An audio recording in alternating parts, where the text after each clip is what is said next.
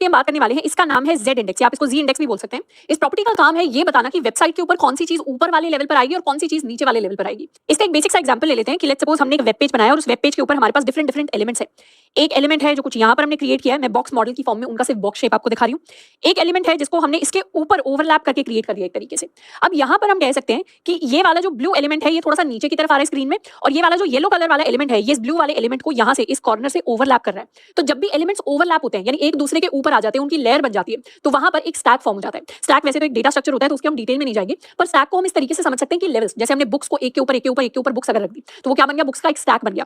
तो इस तरीके से मान लेते हैं हमने फर्स्ट चीज रख दी, फिर हमने सेकंड चीज रख दी, फिर हमने थर्ड चीज रख दी, फिर हमने फोर्थ चीज रख दी। इस तरीके का जब स्ट्रक्चर बनता है, जैसे किचन के अंदर प्लेट्स के ऊपर प्लेट्स रखी होती है, उसको हम स्टैक कह देते हैं। तो उसी तरीके का स्टैक हमारे एलिमेंट्स से बनता है जब भी हम वेब पेज के ऊपर अपने एलिमेंट्स को क्रिएट करते हैं। जो सारे के सारे एलिमेंट्स सेम लेवल पर आ रहे हैं वो सारे के सारे स्टैक में सेम लेवल पर ऐड होते हैं। जैसे यहाँ पर अगर ये ब्लू वाला बॉक्स है और हमने एक और येलो वाला बॉक्स कुछ यहाँ पर क्रिएट कर दिया, तो ये जो दोनों बॉक्सेस है ये दोनों सेम लेवल पर क्रिएट हुए, यानी बैकग्राउंड में तो मेरा पूरा वेब पेज का बैकग्राउंड आ रहा है, उसके ऊपर फर्स्ट लेवल में ये वाला बॉक्स आ रहा है। इनको हम कुछ नंबर दे देते हैं, this is number 1, number 2, number 3। तो जो मेरे 1 एंड नंबर 3 वाले बॉक्स है वो सेम लेवल पर आ रहे हैं, एंड उसको क्योंकि ओवरलैप किया जा रहा है, ये जो 2 वाला बॉक्स है 1 वाले बॉक्स के ऊपर आ रहा है, उसे ओवरलैप कर रहा है, तो ये एक लेवल ऊपर आ जाएगा, यानी मेरे अगले लेवल पर चले जाएगा स्टैक के। तो इसी तरीके से स्क्रीन पर एलिमेंट्स का अलग अलग लेवल होता है। इस लेवल को वैसे हमें इस तरीके से बनाने की जरूरत नहीं है, सिर्फ थ्योरेटिकली इसको समझना ही काफी होगा। जैसे लेट्स सपोज ये मेरी पूरी एक वेब पेज की स्क्रीन है, इसके अगर ऊपर की तरफ कोई एलिमेंट आ जाता है, जैसे अगर ये पेन इसके ऊपर की तरफ आ गया, तो ये पेन कहां पर हुआ, ये पेन मेरा एक स्टैक लेवल ऊपर आएगा मेरे वेब पेज के ऊपर। तो जितने भी स्टैक लेवल ऊपर चीजें आती हैं वो उतना ही वेब पेज के ऊपर सामने की तरफ आती है, और जितना आपका स्टैक लेवल कम होता है उतना ही चीजें पीछे की तरफ यानी बैकग्राउंड में शिफ्ट होती चली जाती हैं। इसका एक काफी प्रैक्टिकल सा एग्जांपल देखते हैं।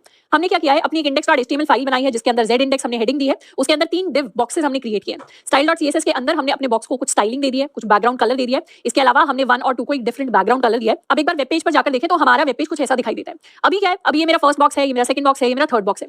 पर हम क्या करेंगे, हम इस ऑरेंजिश इस सेकंड वाले बॉक्स को थोड़ा सा ऊपर की तरफ मूव करने की कोशिश करेंगे। ये है हमारा ऑरेंज बॉक्स यानी बॉक्स नंबर 2। तो बॉक्स नंबर 2 के लिए हम इसे पोजीशन दे देते हैं रिलेटिव, और इसे हम लेट्स सपोज बॉटम से दे देते हैं पोजीशन 50 पिक्सेल्स। Save, refresh. तो ये क्या हुआ, ये ऑरेंज वाला बॉक्स हमारा मूव करके ऊपर की तरफ चला गया। इवन दो सारे बॉक्सेस को हमने हाइट 150 पिक्सेल्स दी है, पर यहाँ पर ये जो ऑरेंज बॉक्स है ये इस ग्रीन वाले बॉक्स को ओवरलैप कर रहा है।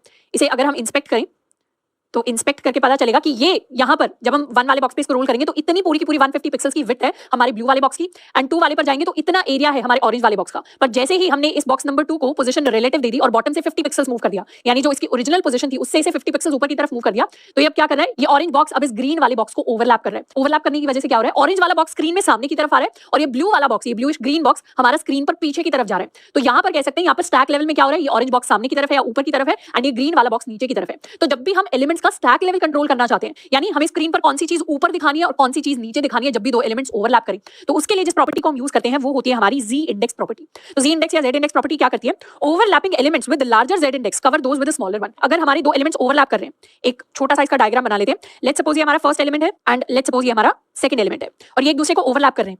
यहाँ पे ये फर्स्ट हो गया, ये सेकंड हो गया। अब जब भी दो एलिमेंट्स ओवरलैप कर रहे हैं तो अगर आप उनकी Z इंडेक्स प्रॉपर्टी जिसकी भी आप बड़ी सेट कर देंगे, वो क्या होगा, वो स्क्रीन में सामने की तरफ दिखाई देगा। तो अगर हमने ब्लू वाले एलिमेंट का Z इंडेक्स बड़ा सेट कर दिया, बड़ा यानी अगर हमने Z इंडेक्स को 1 2 कोई भी पॉजिटिव वैल्यू सेट कर दी, तो वो क्या होगा, स्क्रीन के सामने की तरफ आ जाएगा और दूसरे वाला एलिमेंट उसके पीछे चला जाएगा। और अगर येलो वाले के लिए हमने Z इंडेक्स की वैल्यू कुछ पॉजिटिव सेट कर दी as compared to this blue box, तो फिर वो स्क्रीन के सामने की तरफ आ जाएगा।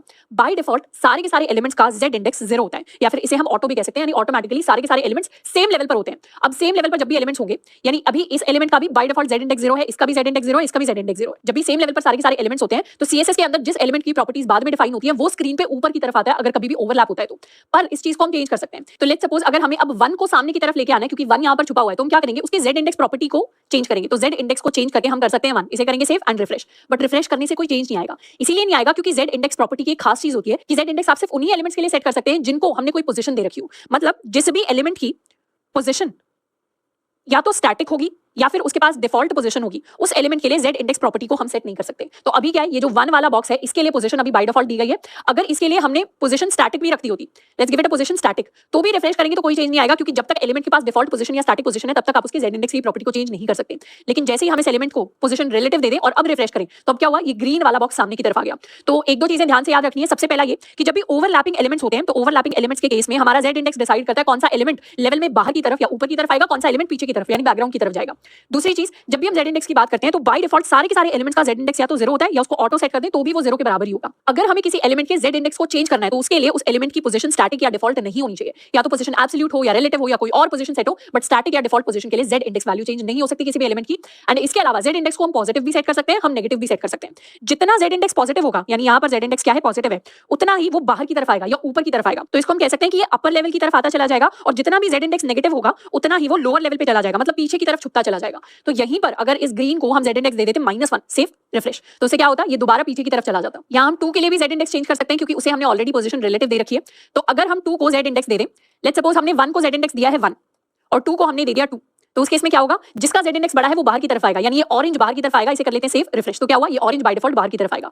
पर अगर हमने इसे Z इंडेक्स छोटा दे दिया, लेट्स सपोज इसे हमने Z इंडेक्स दे दिया 0 और इसको दे दिया 1, तो अब ये 1 बाहर की तरफ आएगा। रिफ्रेश करेंगे तो 1 बाहर की तरफ आएगा। वहीं पर अगर दोनों के Z इंडेक्स लेट्स से वी मेक इट नेगेटिव, इसे हमने कर दिया -2, तो जिसका ज्यादा नेगेटिव होगा वो अंदर की तरफ रहेगा। तो ये जो 2 वाला है ये ज्यादा नेगेटिव है, तो ये अंदर की तरफ जाएगा और 1 वाला बाहर की तरफ रहेगा। रिफ्रेश करेंगे कोई चेंज नहीं आएगा क्योंकि 1 वाला मेरा बॉक्स अपर लेवल पे आएगा, यानी बाहर वाले स्टैक लेवल पे आएगा। वहीं पर अगर इसे -2 की जगह अगर हमने कर दिया होता 0, तो उस केस में 0 बड़ा होता है -1 से, तो 2 वाला एलिमेंट मेरा बाहर की तरफ आता है। रिफ्रेश करेंगे तो ये बाहर की तरफ आएगा। तो इस तरीके से Z इंडेक्स प्रॉपर्टी हमारी काम करती है। तो जब भी हम वेबसाइट का लेआउट डिजाइन करेंगे, उसमें अगर हम चाहते हैं कि हमारे 2 एलिमेंट्स ओवरलैप हुए हैं, किसी एलिमेंट को हम बाहर के लेवल की तरफ यानी ऊपर की तरफ दिखाना चाहते हैं, तो उसके लिए हम Z इंडेक्स को पॉजिटिव कर देते हैं, या फिर ओवरलैप में अगर किसी एलिमेंट को हम अंदर की तरफ शिफ्ट करना चाहते हैं तो उस एलिमेंट के लिए हम Z इंडेक्स को नेगेटिव कर देते हैं। तो इस तरीके से आप भी यहाँ पर वीडियो को पॉज कर सकते हैं, अपने खुद से Z इंडेक्स की वैल्यूज जो है उनके साथ एक्सपेरिमेंटेशन कर सकते हैं। कुछ पॉजिटिव वैल्यू सेट करके देखिए, कुछ नेगेटिव वैल्यू सेट करके देखिए, 0 वैल्यू सेट करके देखिए, एंड उस हिसाब से हमें और ज्यादा एक्सपीरियंस मिलेगा कि कौन से एलिमेंट किस Z इंडेक्स वैल्यू पर बाहर की तरफ आते हैं एंड कौन से एलिमेंट अंदर की तरफ आते हैं।